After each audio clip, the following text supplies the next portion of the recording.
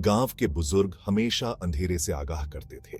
वो कहते थे, इसमें राज छुपे हैं, पुराने और भूखे। किसी ने नहीं सुना जब तक ब्लड मून नहीं निकला, जब तक चीखें शुरू नहीं हुई, फिर फुसफुसाहट शुरू हुई। एक प्राणी के किस्से, मौत के समान पीला, आंखें जलते अंगारों जैसी। एक प्राणी जो जीवित रक्त की गर्मी चाहता था, एक वैम्पायर। केरल के बैकवाटर के पन्ना हरे रंग में बसा आरवल्ली गांव सोया हुआ था, उस आतंक से बेखबर जो उसकी परछाई पर मंडरा रहा था। हरे भरे धान के खेत जहां तक नजर जाती थी फैले हुए थे। उनका जीवंत हरा रंग गांव के किनारे पर प्राचीन इमली के पेड़ों से चिपके हुए स्याही जैसे कालेपन के बिल्कुल विपरीत था। चमेली की खुशबू और झींगुरों की आवाज से हवा में भारीपन था, शांति का एक ऐसा संगीत जिसने ग्रामीणों के दिलों में बढ़ती बेचैनी को ढंक दिया। क्योंकि आरवल्ली में कुछ गड़बड़ थी, एक रेंगता हुआ डर जो कफन की तरह गांव पर छा गया। आरव, एक युवक जिसकी आंखें गांव के बीचों बीच बरगद के पेड़ जितनी पुरानी थीं, अपने जीवन के सबसे बड़े रहस्य से अनजान था। वह अक्सर उस विशाल बरगद के पेड़ के नीचे खड़ा होकर सोचता था कि क्या उसके पूर्वजों ने भी इसी पेड़ के नीचे खड़े होकर अपने भविष्य के बारे में सोचा होगा। उसने हवा में बदलाव को अपने सीने पर एक भौतिक भार की तरह महसूस किया। यह कोई साधारण हवा नहीं थी, बल्कि एक चेतावनी थी, एक संकेत कि कुछ भयानक होने वाला है। हवा में एक अजीब सी गंध थी, जैसे कि कोई पुरानी किताबें जल रही हों। उसकी दादी, जिसका झुर्रियों वाला चेहरा प्राचीन ज्ञान और लोक कथाओं का एक ताना बाना था, ने उसे इस बारे में चेतावनी दी थी। वह अक्सर आरव को कहानियां सुनाती थी, कहानियां जो सिर्फ मनोरंजन के लिए नहीं थीं, बल्कि उनमें छिपे थे गहरे रहस्य और भविष्यवाणियां। ने उसे इस बारे में चेतावनी दी थी।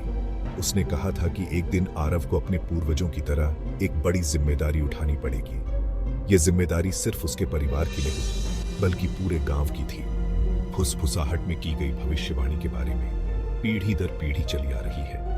यह भविष्यवाणी एक रहस्यमय तरीके से हर पीढ़ी को प्रभावित करती थी, जैसे कि यह एक अदृश्य धागे से बंधी हो। भविष्यवाणी में एक दुष्ट संस्था की बात कही गई थी, अंधेरे का एक प्राणी जो रक्त चांद के नीचे उठेगा। और यह प्राणी सिर्फ एक कहानी नहीं था, बल्कि एक वास्तविक खतरा था। यह प्राणी अंधेरे से निकलकर मानवता को नष्ट करने की ताक में था। मानव जीवन के लिए उसकी प्यास अतृप्त हो गई। एक वैम्पायर। यह वैम्पायर सिर्फ खून का प्यासा नहीं था, बल्कि आत्माओं का भी शिकारी था। उसकी प्यास कभी बुझती नहीं थी और वह हमेशा नए शिकार की तलाश में रहता था। और आरव अपने पूर्वजों के ज्ञान के बोझ तले दबे हुए जानता था कि उसे इस अंधेरे का सामना करना होगा। वह जानता था कि यह उसकी नियति है और उसे इससे भागने का कोई रास्ता नहीं था। जानता था कि अंधेरे का सामना करने का समय आ गया है। उसने अपने दिल में एक दृढ़ संकल्प महसूस किया और वह तैयार था उस अज्ञात का सामना करने के लिए जो उसकी राह में आने वाला था। आरव ने अपने पूर्वजों की कहानियों और ज्ञान को अपने दिल में बसा लिया और वह जानता था कि उसे इस अंधेरे को हराने के लिए अपनी पूरी ताकत लगानी होगी। रक्त चांद की रात आ गई। आरवल्ली को एक भयानक लाल रंग की चमक में लपेट दिया। हवा एक अप्राकृतिक ऊर्जा से खिल उठी और परछाइयां खुद ही लिखती और मुड़ती हुई, मानो जीवित हों। एक स्पष्ट भय ने ग्रामीणों को जकड़ लिया। उनकी फुसफुसाहट सुनसान गलियों में गूंज रही थी। रात का सन्नाटा एक चीख से टूट गया, कच्ची और भय से भरी हुई। इसके बाद एक और आया और फिर एक और। गांव में मौत की घंटी की तरह गूंजती हुई ठंडी चीखें। अफरा तफरी मच गई। भाग 5, जानवर का निशान। अगली सुबह ग्रामीणों ने जो नजारा देखा, उससे उनकी रीढ़ की हड्डी में सिहरन दौड़ गई। गांव के चौक के बीच में जीवन से रहित युवा माया का शरीर पड़ा था। उसकी बेजान आंखें लाल रंग से सने आकाश को घूर रही थीं। उसके गले पर 2 छोटे से पंचर के निशान, जो नंगी आंखों से लगभग अदृश्य थे, एक भयानक कहानी कह रहे थे। जानवर का निशान। वैम्पायर असली था और यह उनके बीच था। भाग 6, हवा में डर। डर एक जहरीले सांप की तरह ग्रामीणों के दिलों में समा गया। यह डर केवल एक भावना नहीं थी, बल्कि एक जीवित, सांस लेने वाला प्राणी बन गया था, जो हर कोने में छिपा हुआ था, हर छाया में घात लगाए बैठा था। आरवल्ली का एक बार जीवंत दिल खामोश हो गया था। हंसी और बकबक की जगह संदेह और भय ने ले ली थी। गांव की गलियां जो कभी बच्चों की हंसी और खेल से गूंजती थीं, अब सन्नाटे में डूबी हुई थीं। ग्रामीणों ने उनके चेहरे डर से सने हुए अपने दरवाजे बंद कर लिए और अपनी खिड़कियों को बंद कर लिया। उस अनदेखे शिकारी से सुरक्षा की प्रार्थना कर रहे थे जो उनके बीच में घूम रहा था। हर घर एक किले में बदल गया था। हर खिड़की एक निगरानी चौकी बन गई थी। हवा तनाव से भर गई। डर की गंध चमेली की भारी खुशबू के साथ मिल गई, जिससे एक चिपचिपा, लगभग घुटन भरा माहौल बन गया। यह माहौल इतना भारी था कि हर सांस लेना मुश्किल हो गया था। हर कदम उठाना एक चुनौती बन गया था। आरवल्ली की एक बार की जानी पहचानी गलियां सायों की एक भूल भुलैया में तब्दील हो गई थी, जिसके हर कोने में एक संभावित दुख स्वप्न छिपा हुआ था। हर मोड़ पर एक नया डर इंतजार कर रहा था। हर छाया में एक नया खतरा छिपा हुआ था।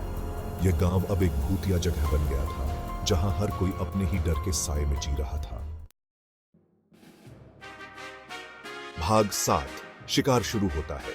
पीढ़ी दर पीढ़ी चले आ रहे प्राचीन ज्ञान से लैस आरव अपने जबड़े दृढ़ संकल्प के साथ बहादुर ग्रामीणों के एक समूह को इकट्ठा किया। वे उस प्राणी का शिकार करने के लिए दृढ़ थे जिसने उनके घर को आतंकित किया था, अपने प्रियजनों का बदला लेने के लिए और अपने गांव को भय की चपेट से मुक्त कराने के लिए। उनका शिकार उन्हें प्राचीन इमली के बाग के बीचों बीच ले गया, एक ऐसी जगह जिसे प्रेत बाधित कहा जाता था, जिसे ग्रामीणों ने पीढ़ियों से छोड़ दिया था। हवा सड़ांध की गंध और अनदेखे जीवों की सरसराहट से भारी थी। उनकी आंखें मशालों की टिमटिमाती लपटों को दर्शाती थीं। भाग 8 बुराई के साथ आमना सामना। जैसे ही रक्तचांद अपने चरम पर पहुंचा, बाघ को अपनी भयानक चमक से नहलाया। आरव और उसके साथी प्राणी के आमने सामने आ गए। लंबा और कंकाल, उसकी त्वचा हड्डी के समान पीली, वैम्पायर समाशोधन में खड़ा था। उसकी आंखें एक क्रूर रोशनी से चमक रही थीं। उसके सीने में एक नीची सी गड़गड़ाहट हुई। उसके नुकीले एक भयानक मुस्कान में नंगे थे। प्राणी अप्राकृतिक गति से चला गया।